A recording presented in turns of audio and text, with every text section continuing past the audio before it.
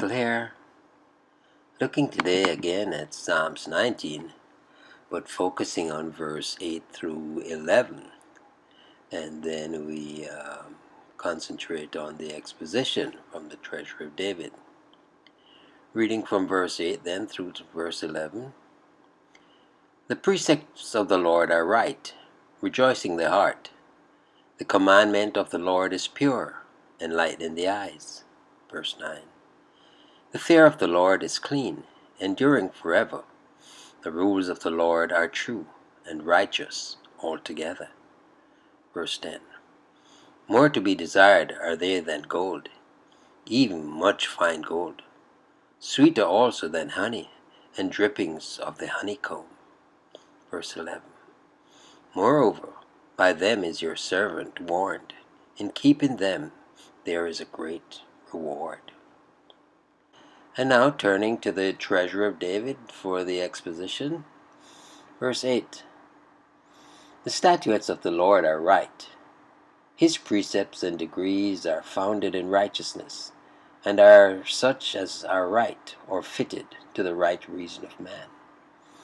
As a physician gives the right medicine, and a counselor the right advice, so does the book of God, rejoicing the heart. Mark the progress. He who was converted was next made wise, and is now made happy. That truth which makes the heart right then gives joy to the right heart. Free grace brings heart joy. Earthborn mirth dwells on the lip, and flushes the bodily powers. But heavenly delights satisfy the inner nature, and fill the mental faculties to the brim.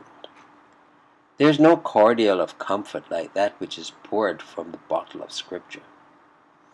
Retire and read thy Bible to be gay. The commandment of the Lord is pure. No mixture of error defiles it. No stain of sin pollutes it. It is the unadulterated milk, the undiluted wine. Enlighten the eyes, purging away by its own purity the earthly grossness which mars the intellectual discernment. Whether the eye be dim with sorrow or with sin, the Scripture is a skillful oculist, and makes the eye clear and bright. Look at the sun and it puts out your eyes. Look at the more than sunlight of revelation, and it enlightens them. The purity of snow causes snow blindness to the alpine traveler, but the purity of God's truth has the contrary effect, and cures the natural blindness of the soul. It is well again to observe the gradation. The convert becomes a disciple, and next a rejoicing soul. He now obtains a discerning eye, and as a spiritual man discerneth all things, though he himself is discerned of no man. Verse 9. The fear of the Lord is clean. The doctrine of truth is here described by its spiritual effect, viz., inward piety, or the fear of the Lord. This is clean in itself, and cleanses out the love of sin, sanctifying the heart in which it reigns. Mr. Godly fear is never satisfied till every street, lane, and alley, yea, and every house and every corner of the town of Mansoul is clean, rid of the diabolisms who lurk therein. Enduring forever. Filth brings decay, but cleanness is the great foe of corruption. The grace of God in the heart, being a pure principle, is also an abiding and incorruptible principle, which may be crushed for a time, but cannot be utterly destroyed. Both in the word and in the heart, when the Lord writes, he says with Pilate, "What I have written, I have written." He will make no erasures himself, much less suffer others to do so. The revealed will of God is never changed. Even Jesus came not to destroy, but to fulfill. And even the ceremonial law was only changed as to its shadow. The substance intended by it is eternal. When the governments of nations are shaken with revolution, and ancient constitutions are being repealed. It is comforting to know that the throne of God is unshaken and His law unaltered. The judgments of the Lord are true and righteous altogether. Jointly and severally, the words of the Lord are true. That which is good in detail is excellent in the mass. No exception may be taken to a single clause separately, or to the book as a whole. God's judgment, all of them together, or each of them apart, are manifestly just, and need no laborious excuses to justify them. The judicial decisions of Jehovah, as revealed in the law, or illustrated in the history of His providence, are truth itself, and commend themselves to every truthful mind. Not only is their power invincible, but their justice is unimpeachable. Verse 10. More to be desired are they than fine gold, yea, than much fine gold. Bible truth is enriching to the soul in the highest degree. The metaphor is one which gathers force as it's brought out. Gold, fine gold, much fine gold. It is good, better, best, and therefore it is not only to be desired with a miser's avidity, but with more than that. As spiritual treasure is more noble than mere material wealth, so should it be desired and sought after with greater eagerness. Men speak of solid gold, but what is so solid as solid truth? For love of gold pleasure is forsworn, ease renounced, and life endangered. Shall we not be ready to do as much for love of truth? Sweeter also than honey and the honeycomb.